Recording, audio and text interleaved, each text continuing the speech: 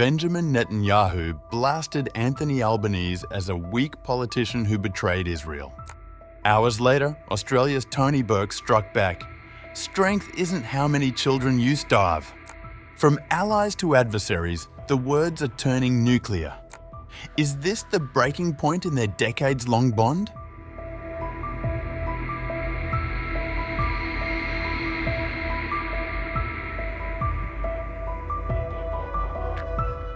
What started as a diplomatic disagreement over visa policies has exploded into one of the most bitter public confrontations between Australia and Israel in decades.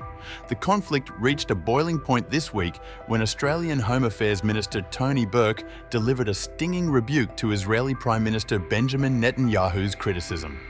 Speaking to ABC Radio National on August 20th, Burke rejected Netanyahu's characterisation of Australian leadership as weak, delivering what may be one of the most pointed diplomatic responses in recent times.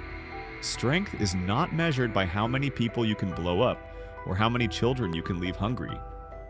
Strength is much better measured by exactly what Prime Minister Anthony Albanese has done, which is when there's a decision that we know Israel won't like, he goes straight to Benjamin Netanyahu.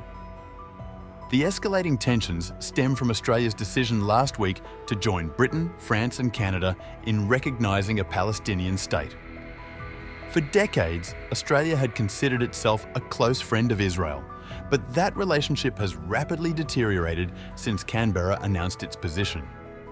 The immediate trigger for this week's exchange came when Burke's department cancelled the visa of far-right Israeli Knesset member Simcha Rothman, who had been scheduled to speak at events organised by the Australian Jewish Association.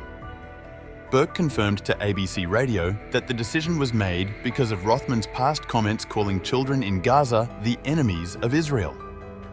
If anyone wanted to come on a public speech tour, and they had those views publicly expressed about Israeli children, I would block the visa.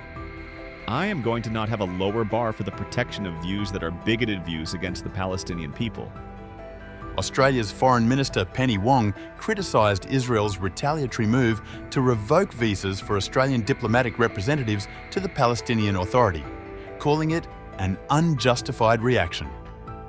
At a time when dialogue and diplomacy are needed more than ever, the Netanyahu government is isolating Israel and undermining international efforts towards peace and a two-state solution.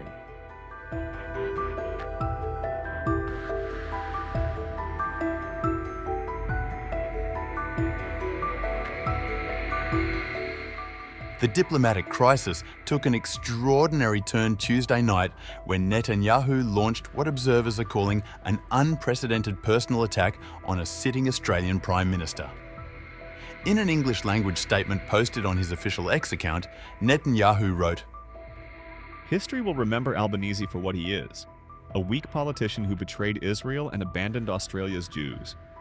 The attack came alongside a strongly worded letter Netanyahu sent to Albanese on Monday. In the letter, Netanyahu accused the Australian Prime Minister of pouring fuel on this anti-Semitic fire and called Australia's recognition of Palestine appeasement. Your call for a Palestinian state pours fuel on this anti-Semitic fire. It is not diplomacy, it is appeasement. It rewards Hamas terror, hardens Hamas's refusal to free the hostages, emboldens those who menace French Jews and encourages the Jew hatred now stalking your streets. Netanyahu's letter, shared on social media by the Australian Jewish Association, set a deadline for action. Prime Minister, anti-Semitism is a cancer. It spreads when leaders stay silent. It retreats when leaders act. I call upon you to replace weakness with action, appeasement with resolve, and to do so by a clear date. The Jewish New Year, September 23rd, 2025. Similar letters were sent to French President Emmanuel Macron, with Netanyahu writing, "Since your public statements attacking Israel and signaling recognition of a Palestinian state, anti-Semitism has increased." The French presidency denounced Netanyahu's accusations as erroneous and abject, stating the letter will not go unanswered.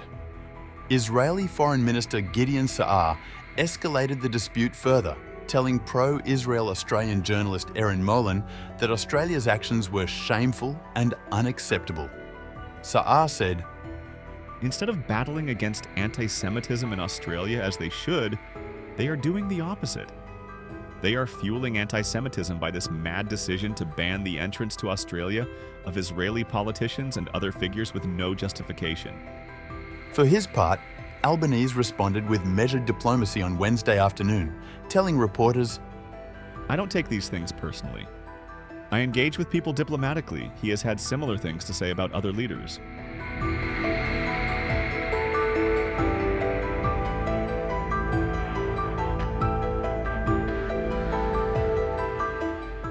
Netanyahu's approach has drawn criticism even from within Israel's political establishment.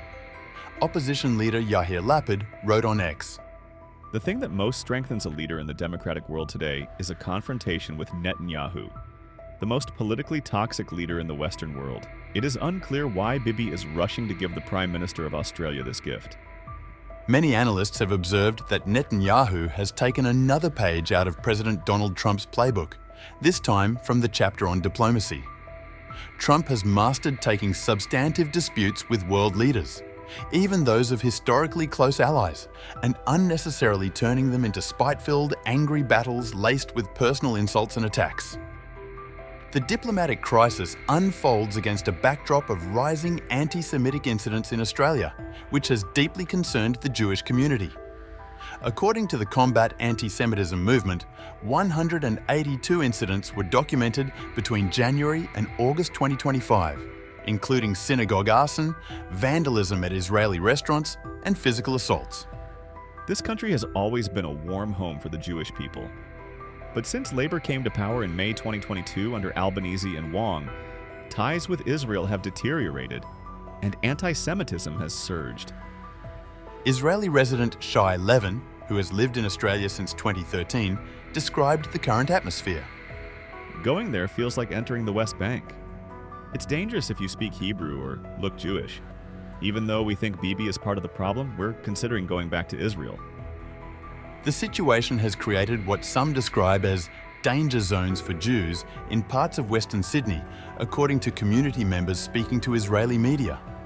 Many Jewish Australians have taken steps to hide their identity, removing mezuzahs and Star of David jewellery. Despite the Australian government's appointment of a special envoy against anti-Semitism and a pledge of $100 million for Jewish security, many in the community feel the response falls short.